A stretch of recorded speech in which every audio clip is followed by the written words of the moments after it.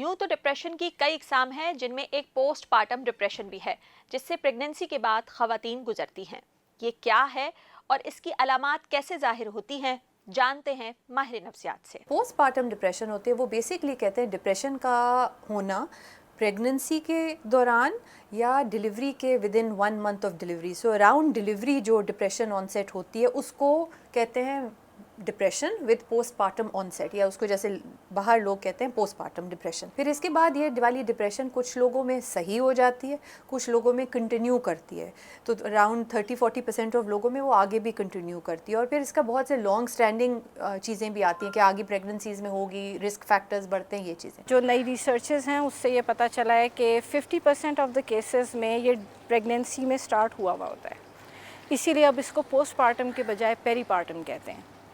और उसमें जो डिप्रेशन वाले एलिमेंट्स हैं, मुसलसल एक उदासी और अपने बारे में बुरा महसूस होना, ज़िंदगी बुरा लगना, रोना बार बार महसूस होना, चिड़चिड़ापन भी हो सकता है, ये सब चीज़ें शुरू हो जाती हैं जब एक औरत प्रेग्नेंट होती है। नेगेटिव ख़यालात आते हैं कि ज़िंदगी बेकार है और उसमें बाकायदा ख़ुदकुशी के बहुत ज़्यादा इम्कानात होते हैं। और उसके साथ साथ उसमें ये भी होता है कि इन्फेंटिसाइड, कि वो सोचती हैं ख़वातीन कि मैं इस दुनिया से चली जाऊंगी तो बच्चे का पीछे क्या होगा, तो पहले उसको ख़त्म करके फिर ख़ुदकुशी करती हैं। तो लिहाजा बच्चे की विलादत कोई ठीक ठाक वो है। अगर मर्दों को ये कैफियत होती तो उनको पता चलता कि किस कदर उस मरहले से गुजरना पड़ता है। पोस्ट पार्टम डिप्रेशन का दौरानिया क्या तवील हो सकता है और इससे नुकसान का किस हद तक अंदेशा है? कुछ डिप्रेशन जब बहुत सिवियर और स्पेशली जहाँ बच्चे इन्वॉल्व होते हैं कि नाउमीदी की हद ये होती है कि इंसान को लग रहा होता है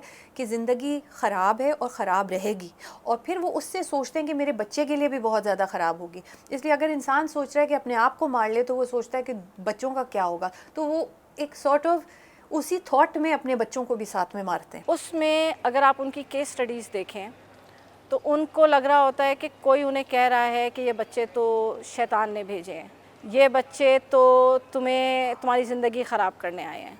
उनको कानों में आवाज़ें तक बाज़ दफ़ा आनी शुरू हो जाती हैं, जैसे कोई उन्हें हुक्म दे रहा है कि इनको ख़त्म कर दो। ज़्यादातर जो किलिंग्स होती हैं ना, वो इस वाले फॉर्म में होती हैं।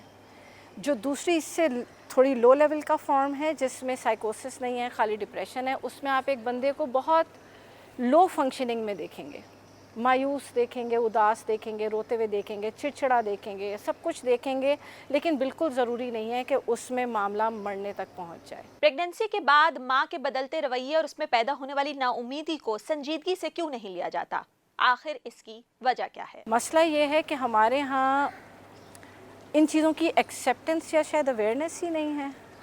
तो उससे ये होता है कि अगर किसी का मूड ख़राब हो रहा है तो उसको कभी तबीयत पे डाल दिया जाता है, कभी उसको मिसअंडरस्टैंड भी किया जाता है कि शायद वो थोड़ा सा नखरा दिखा रहे हैं। और उसकी वजह से मुझे ये लगता है कि जितनी इस चीज़ को पहचान मिलनी चाहिए, इसकी पहचान ही नहीं है हमारे माशरे में। फिर नफसियाती बीमारी की अगर इन्फॉर्मेशन हो भी अच्छा खासा स्टिग्मा होता है ना।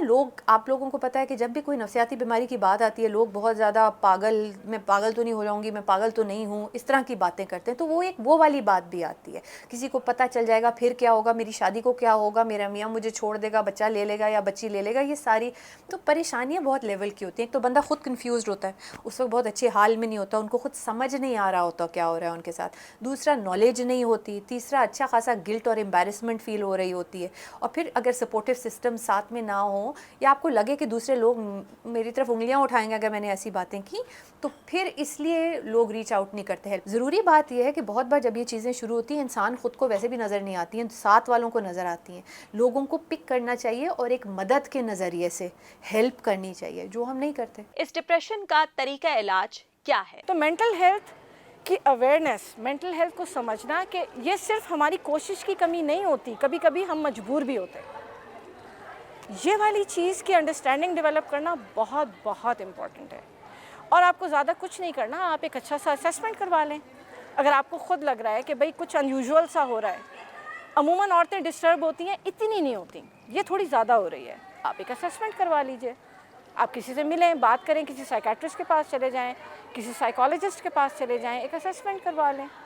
اور ان کو وہ سپورٹ مل جائے تو چھوٹا مسئلہ بڑا نہیں بنے گا. ایکچولی اگر آپ ٹریٹمنٹ تک آ جائیں نا تو امپروومنٹ ہو جاتی ہے. ایکچوئل بات یہ ہے. اور کبھی کبھار چیزیں سمپل نہیں ہوتی ہیں. سمپل ایسے نہیں ہوتے کہ صرف پوسٹ پارٹم ڈپریشن ہوگی, وہ بہت سے پرانے ایشوز, کرنٹ ایشوز اور چیزیں بھی ہوتی ہیں اس کے بیچ میں. تو وہ آپ ٹریٹمنٹ میں آتے ہو تو ایٹ لیسٹ باتیں ہوتی ہیں, ایک راستہ نکلتا ہے, انوائرمنٹل اسٹریسز کا بھی راستہ نکلتا ہے, اور پھر آپ کی جو اپنی بایولوجی اور کیمسٹری ہے اس کو بھی بہتر کرنے کا اگر دوائی کی ضرورت پڑے تو وہ بھی راستہ نکلتا ہے. تو آئی ایکچولی فیل کہ جب ٹریٹمنٹ میں, اور اگر کنسسٹنٹ رہے ٹریٹمنٹ میں, رائٹ, کبھی کبھار ہوتا ہے ایک بار آتے ہیں پھر واپس نہیں آتے, اس کی بات نہیں کری, لیکن اگر ہم ایک ریلیشن شپ پیشنٹ سے فارم کر سکیں اور وہ کنسسٹنٹلی آتے رہیں تو آئی تھنک جنرلی فائدہ ہی ہوتا ہے.